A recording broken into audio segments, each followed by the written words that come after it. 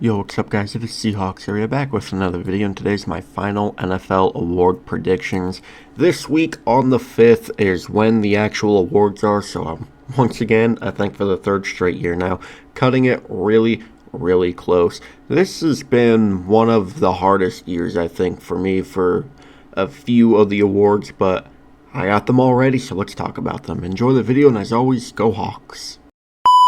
Starting off my awards with the Offensive Rookie of the Year, there were so many great candidates for this award, like Jackson Dart, Travion Henderson, Emeka Egbuka, Tet McMillan, Ashton Jeanty, Tyler Shough at the end of the season. But I'm going to go ahead and go with, I think, the safe option, and who everyone would probably assume will win this award. Panthers wide receiver Tet McMillan, 70 catches, 1,014 yards, 7 touchdowns, averaging 14.5 a catch. I'm going with him mainly because I just think he was the most consistent offensive rookie of the season. A lot of highs and lows for the Jackson Darts, the Travion Hendersons all year. But when I watched Tet McMillan, I just got the same thing every week that I thought I was going to get from him. Consistent receiver, averaging 50 to 100 plus yards damn near every week. Took him a little while to start scoring touchdowns, but once he started, he didn't look back a whole lot. Had a few games where he scored 2 touchdowns in them. Just a nightmare for defenses to go up against this year, and probably the best thing Bryson will ever have for him in his NFL career. Tet McMillan, you are my Offensive Rookie of the Year. And now for my Defensive Rookie of the Year, there's really 1A and 1B for this, in my opinion. You're either choosing Browns linebacker Carson Schlesinger or Seahawks safety Nick Emmanwori. Me being biased, and I chose him in my initial predictions all the way back in April or May. I'm going with Seahawks safety Nick Emmanwori, whatever you want to call him. I mean, this guy coming out of college had the build and the comparisons to Kam Chancellor, and in all the healthy games he played in this year, he proved why he is being compared to Kam Chancellor. He plays like Kam Chancellor. He hits like Kam Chancellor. He is literally everywhere on the field. You won't see him in the screen. You will blink, and he's somehow tackling the motherfucker with the ball to the ground. I mean, this guy is a speed demon. He is the backbone of this Seahawks defense. He is one of the reasons why the Seahawks defense is so good. You cannot game plan to try to figure this guy out. He's literally everything you can want on a defense besides a defensive lineman. He could probably pass rush if you need him to. He could play a box linebacker. He's a great fucking safety and defensive player to have. Nick Emmanwori, you're my Defensive Rookie of the Year. Taking a break from player awards now, I'm going to give you my Coach of the Year prediction.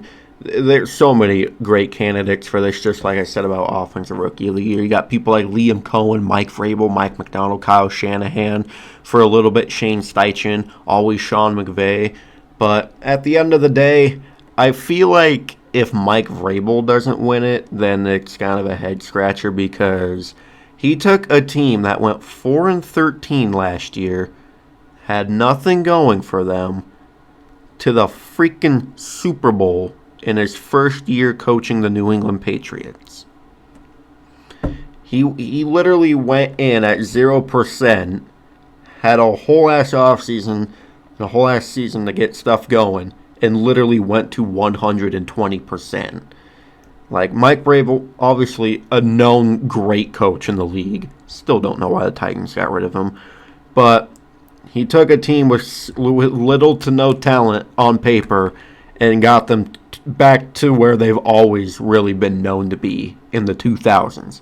The damn Super Bowl. Mike Vrabel, coaching genius. I think he deserves this award without a doubt.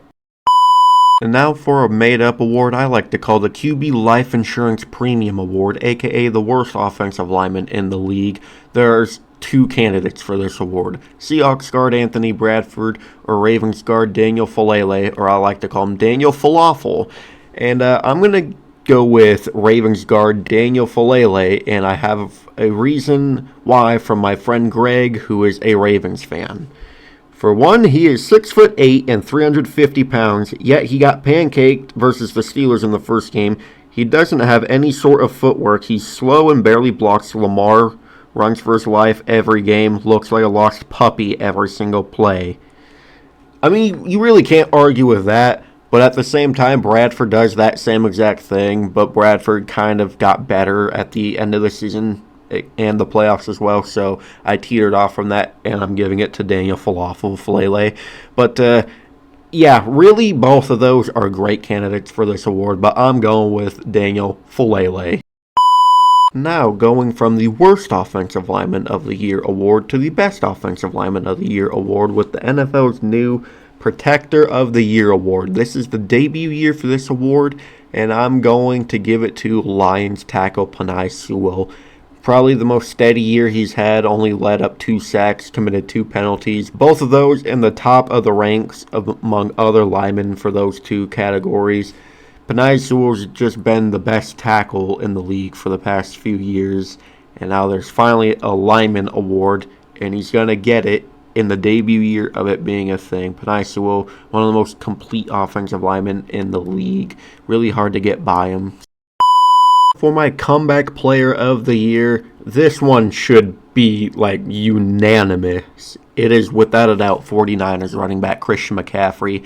After a 2024 campaign of playing, 4 games, not knowing if he was going to actually play this year or actually be healthy for this year, he puts on a above 2,000 yard total scrimmage yard season. 17 touchdowns, 900 receiving yards, 1,200 rushing yards. Literally the backbone of that 49ers offense, the only one that was like really healthy for the 49ers all season long. Picked up right where he left off from his 2023 fully healthy campaign as well. And if this award goes to anyone not named Christian McCaffrey, remove every voter and get some new ones in. Coming down to the last 3 awards, just the MVP and the offensive and defensive player of the year. We're going to start with the defensive player of the year because this should be, without a doubt, the most unanimous award given this year. And it's without a doubt Myles Garrett of the Cleveland Browns. He just broke the sack record. Literally one of the greatest defensive linemen of all time. He might end as the greatest defensive lineman of all time when it's all said and done. If anyone votes for someone not named Myles Garrett, revoke their right to vote and ban them from anything NFL related because they are brain dead dumbasses if they do not vote Myles Garrett to win this award. And now for my offensive player of the year.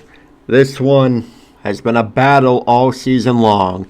Is it Jackson Smith-Njigba or is it Puka Nacua? I don't really think there is a wrong answer necessarily. Both of these players had well-deserving seasons to get this award. But I'm going to give it to Jackson Smith-Njigba. In 17 games, he had 9 games where he had over 100 receiving yards. He led the NFL in receiving yards at damn near 1,800. He had 10 touchdowns on the year, 4th in catches. And let's just go over some records he broke this year. So he broke the Seahawks single-season receiving yards record. Oh, and he did it in 12 games, I'd like to add. He was the fastest Seahawk to ever reach 1,000 yards. Did it in 9 games. He set an NFL record for most games in a single season with 90-plus receiving yards for a player 23 years old or younger with 12 games. I mean, the records he broke this year, the jaws he dropped this season with how he played this season.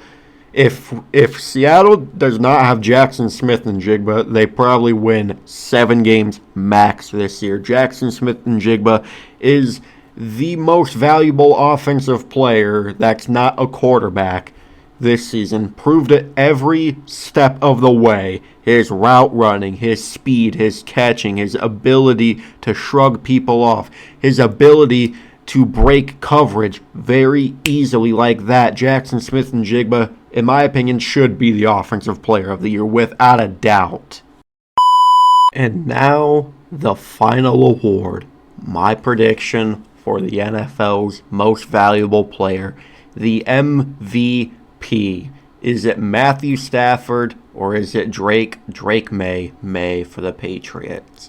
If you're asking me, this shouldn't really be close. I'm giving it to Matthew Stafford. Stafford is 37 years old.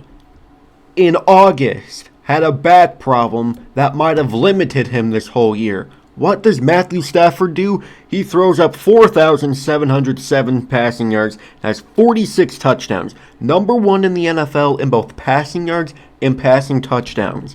What's Drake May at? Let's see, he's at 4th in the league and has only 31 touchdowns. I know stats aren't everything, but Matthew Stafford is the better quarterback. He led the number 1 scoring offense in the league all season long. In his age 37 season, he is 37 and put on the best season with a back problem in his entire career. If you're asking me, Matthew Stafford is more valuable to the Rams than Drake May is more valuable to the Patriots, and people are obviously going to have the argument, well, if you switch them around, Drake May's going to have the better season. That makes no sense because that is not how the NFL works. You can't just switch players like that in hypotheticals. Hypotheticals do not win awards.